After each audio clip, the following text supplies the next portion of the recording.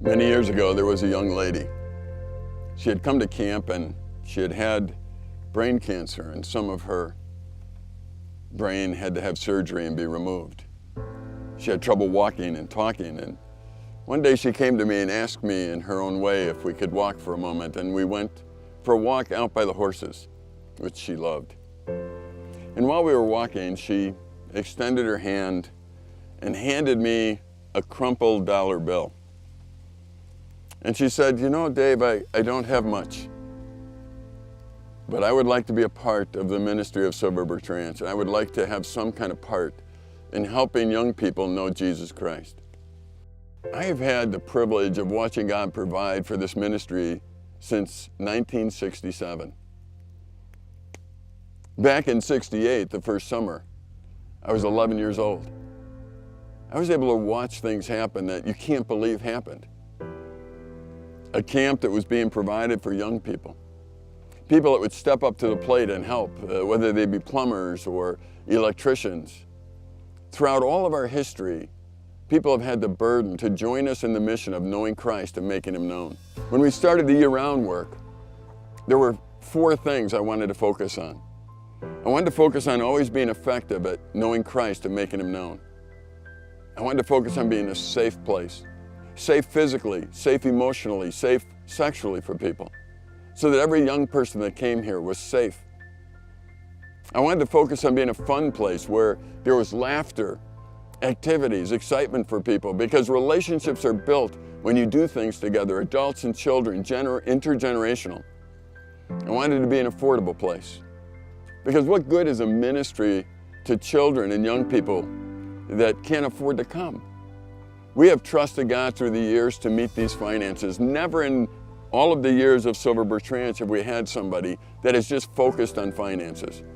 Instead, we put our staff emphasis on teaching, on knowing Christ, making Him known.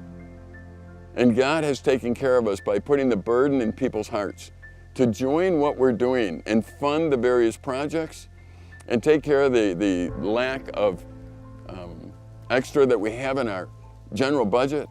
Each year, this place has become a miracle to look at.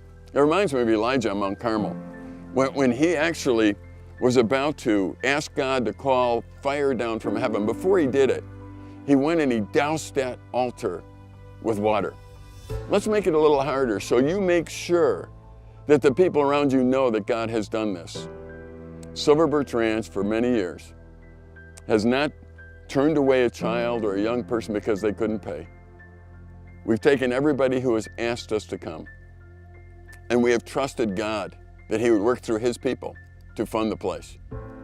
The chapel that we have right now was something that was funded by somebody that we have no idea who it was. It was an anonymous gift.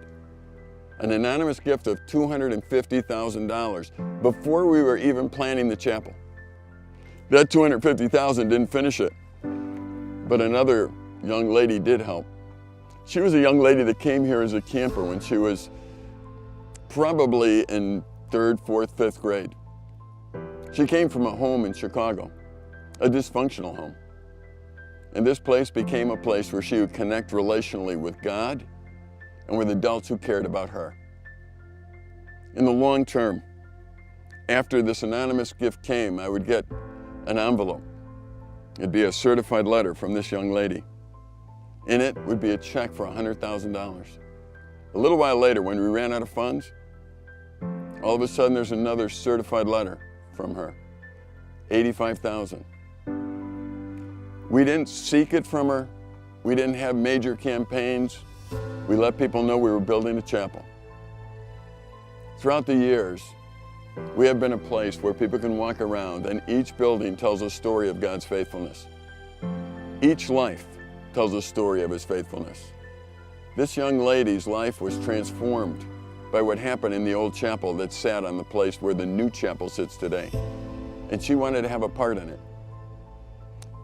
Relationships are the most important thing that will change America for good. It's not going to be rules or regulations or legislation. It's going to be, once again, where those who love God, the adults in the world who love God, will spend time playing purposely with the children and show them who Christ is by spending time with them relating to Him in different activities, and then sitting around a campfire and talking about the love of Christ. We love working with the local church because as children come and they come to know Jesus as their Savior, they get to go back to a place where they can be nurtured and discipled. We're excited to see what God will do in the future, and we have a lot of things that are waiting to be done. We're looking for those new partners to join us financially. We're not going to harass people. We're not going to put on big campaigns, but we are looking for those who understand the importance of building relationships, significant adult relationships, adults who know Jesus, who want to impart that to the next generation. Some things in life have changed, but the importance of relationships with God and with each other has not. And Christian camping may be needed now more than ever in our culture that's so connected electronically to everything else. I invite you to pray about joining us in this mission to continue to show God through a place that trusts God with the resources that He's entrusted to you.